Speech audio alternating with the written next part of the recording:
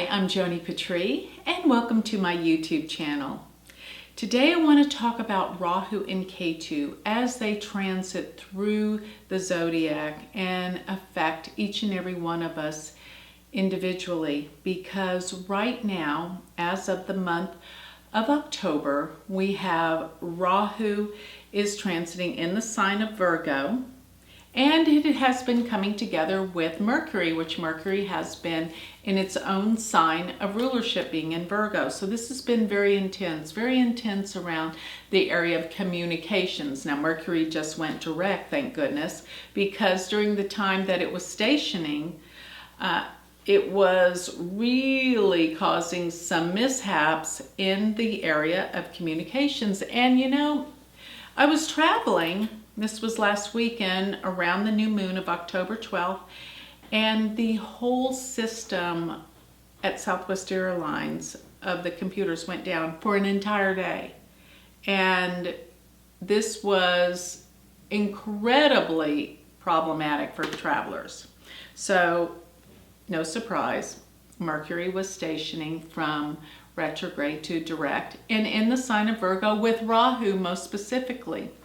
And I noticed that all of the planets, if you take what signs they're in, it disposits back to the sign of Virgo, the most important focal point. So what I'm trying to say is, when we have Rahu in a sign and planets come to conjunct Rahu, Rahu magnifies them all the more. So during the month of September, I wanted to talk a little bit about how this affects you personally, because you are the center of your universe and you want to know what's happening for you. So between now and the end of the year, we're going to have Rahu in Virgo and of course Ketu in Pisces. And you can look into your chart and see how this is really affecting you. And remember this though, that Rahu and Ketu will stay in a sign for approximately a year and a half, 18 months.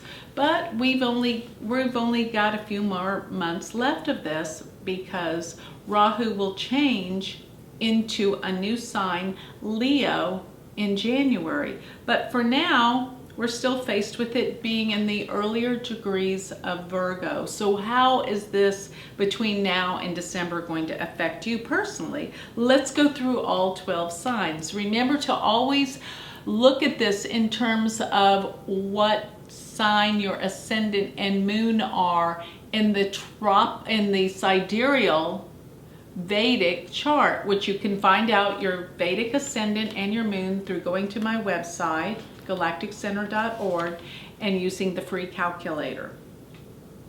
So if your ascendant is Virgo, this is affecting you incredibly, because Mercury is in your first house. And Rahu has been there for over a year, and this is changing your life. Your whole life, your direction, your purpose, your goals have changed, because you see, the nodes are our destiny. And when Rahu comes into the first house, it just picks you up and places you where you need to be, irregardless of what you planned.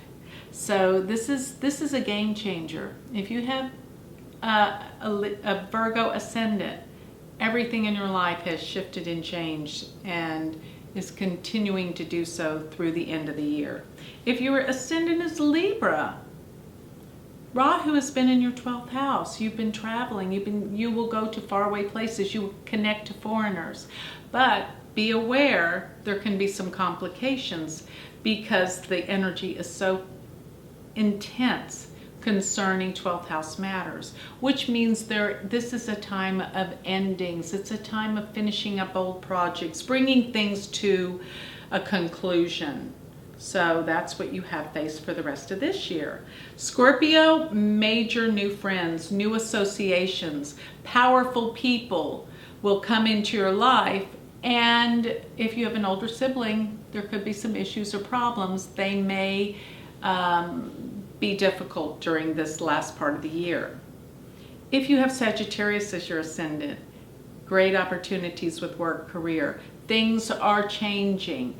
There may be promotions, your boss, your company that you work for is under big transformational changes. Because remember, wherever Rahu and Ketu are going to be wherever the eclipses are falling. So the eclipses represent big, big changes. If Capricorn's your ascendant, this is occurring in your 9th house. You could find that you're traveling unexpectedly, concerns or issues about your father, going back to school, finishing up old projects when it comes to your education.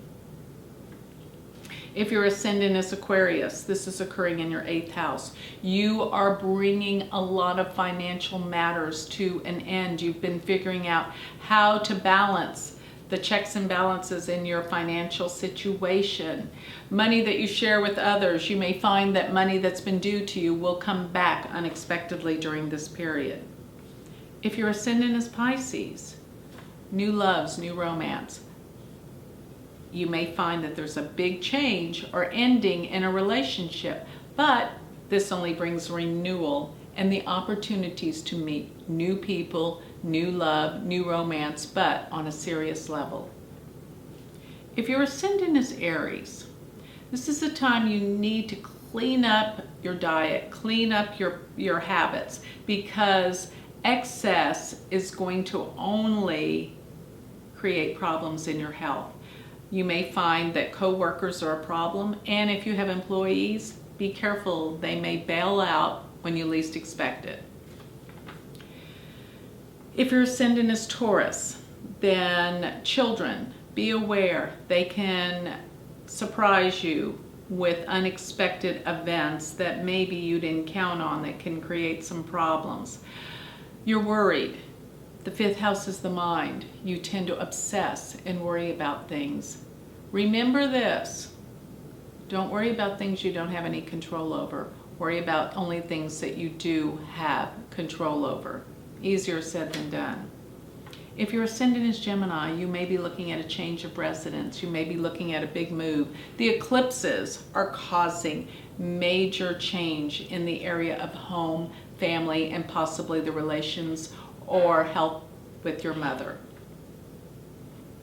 If your ascendant is Cancer, then you may be having problems with a brother or sister, particularly if they're younger. That will be how to isolate. You will go on unexpected trips and travels. This will be probably in lieu of your career, or it's time to go back to school, get some new learning, some new classes, education. If your ascendant is Leo, look out. You've got some great things happening for you financially. Great gains, money.